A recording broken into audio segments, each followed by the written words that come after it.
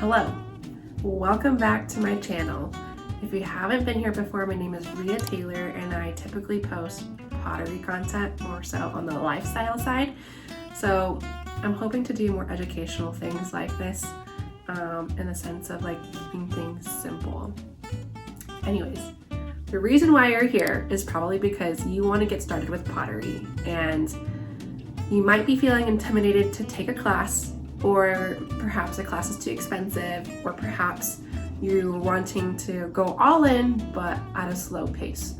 So you came to the right place because I'm definitely someone who really gets into their hobbies, and one of them is pottery. And so you're here because you want to get started. You want to get started on a budget. So the budget here is $50 just to get started at home. So without further ado, let's get started. Okay, I don't know why I did that transition, but it's fine. So it's really simple to get started at home. Full disclosure, this is just like literally getting started. This doesn't include firing fees. It's like the very basics to just start playing with your hands and pottery. So you're not gonna get like a finished piece with $50, but you can definitely start playing around with $50.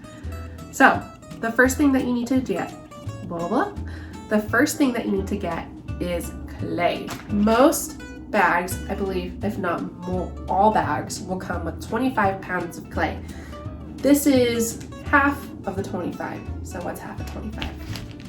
I don't know. I can't math. So each bag of clay will come with 25 pounds of clay. I've already used half of this, so it usually comes like way bigger. And it's 25 pounds of clay is a lot of clay to play with. There's plenty of different kinds of clay that you can use.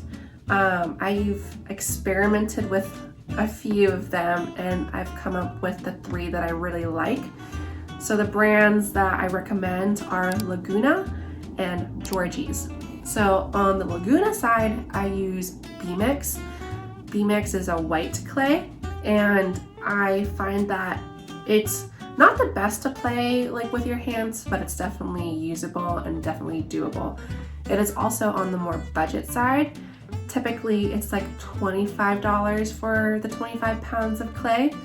So yeah, I like that. And then on the Georgie's side, I like the dark chocolate clay, and that's my favorite clay to play with if I'm hand building at home. The reason being is the consistency is a lot better for hand building, and also the moisture content stays, so you're not having to work as fast. It's kind of like getting acrylic and like getting oil paints, except the difference in dry times are closer together than acrylic and oil. Anyways, it's not gonna dry so fast for the Laguna clay. It'll still like be pretty moist, but I do find that I have to like spray it every so often if I'm being slow about hand building. But with Georgie's dark chocolate clay, I'm not having to like keep the moisture content up. It just kind of stays moist. So yeah, you'll need a bag of clay. Where do you buy that bag of clay? Find your local pottery studio first, because one, like, you're supporting your local pottery studio, and 2, you can get it like pretty quickly because they'll have a stock on hand.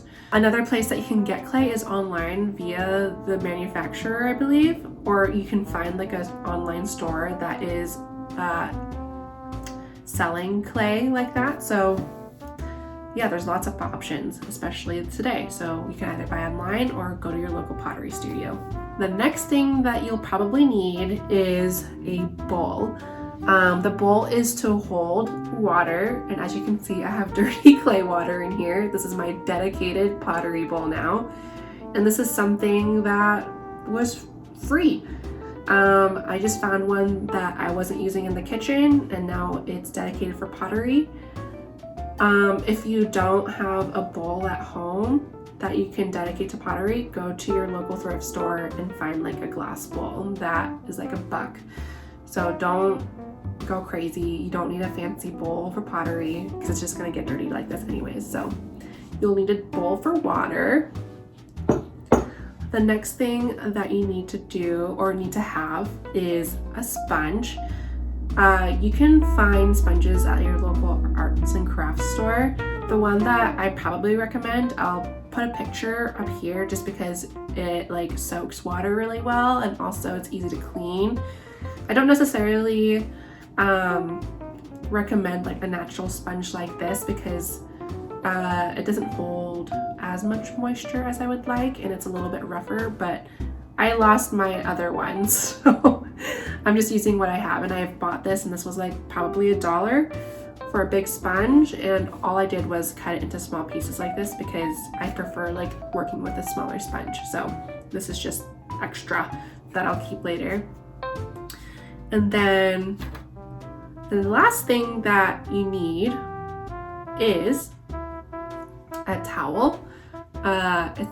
This one's just a dish rag that I wasn't using anymore, so it's dedicated to pottery now. If you don't have a dish rag that you can sacrifice, go to your local thrift store and buy a dish rag. You don't need anything fancy because it's gonna get dirty anyways, so you might as well just upcycle what's available and make it cheap for yourself. The next thing that you need is these guys. You don't need to make pottery complicated. You don't need a wheel to get started. You don't even need like a hand building wheel to get started. All you need is your hands and probably like a piece of cardboard.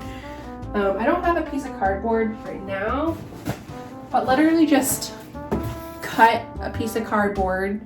And the reason why you want a cardboard piece is so you can like not ruin your surface that you're working on. You can work on a piece of cardboard. So yeah, that is how you get started. This is a really simple video. How you just get started at home. Like I said in the beginning, that doesn't include like the firing fees and stuff. But if you're putting in the total of how much getting started with pottery is, it's under $50, because the only thing that you truly need to buy is perhaps a sponge and the bag of clay. And I don't know if I mentioned in the beginning, a bag of clay can be anywhere from $25 and up. Typically, I stay within the range of a $25 clay to a $35 clay. The two that I mentioned, Laguna is on the cheaper side and Georgie's is on the more expensive side. So if you want to splurge on a nice bag of clay, get Georgie's. If you want to just get started, Laguna is perfect. It works perfectly well. There's nothing wrong with it. I just prefer Georgie's. And you may feel different whenever you play with different bags of clay. There are other things that you need to consider if you want to pursue pottery even further, or you want to get your stuff fired. There's firing fees. If you're wondering where you can fire your pottery, just find your local pottery studio and call them up and ask if they'll fire your pots that you make at home. More than likely, they will absolutely do that for you. I've never come by a pottery studio that said they wouldn't do that for you. So pricing for that can be just depending. It just depends on how much room you take. For me, I've paid anywhere from $15 to $30, and I typically take a shelf or a shelf and a half. We can talk more about that later, or you can just look up on YouTube like what that means in a kiln. Okay, above all else, if you have it within your budget, I do highly recommend taking a pottery class at your local pottery studio. And most pottery studios will offer a wheel class or a hand building class. The class that I took was a wheel class, and that was like 9 months ago, and classes can range anywhere from $300 to like $500. It just depends on the studio that you go to, and you can call up your local studios and just ask. One thing to note is getting into a pottery class can be kind of difficult. Most of the time, if you don't get in early enough, you have to be on a waiting list. But I definitely recommend taking a class because one, it's like a fun little social thing to go to, and two, you're just, the things that you're gonna learn in class it's invaluable. there's just nothing like getting that one-on-one instruction from an expert. And honestly, if you don't do more classes beyond your beginner class and just learn as you go from there, it's just going to be a lot easier. But if you're wanting to learn on your own, that's great too. A lot of people that I follow on Instagram or YouTube or whatever, they were like very self-taught, and there's lots of resources, especially here on YouTube. So I think that's it. If you're interested in knowing anything else, comment below. Thank you so much for being here. If I didn't mention in the beginning, my name is Rhea Taylor. I typically post pottery content in a lifestyle fashion. I would like to do more educational things like this, so if you are interested, comment below. I hope you guys have a wonderful day.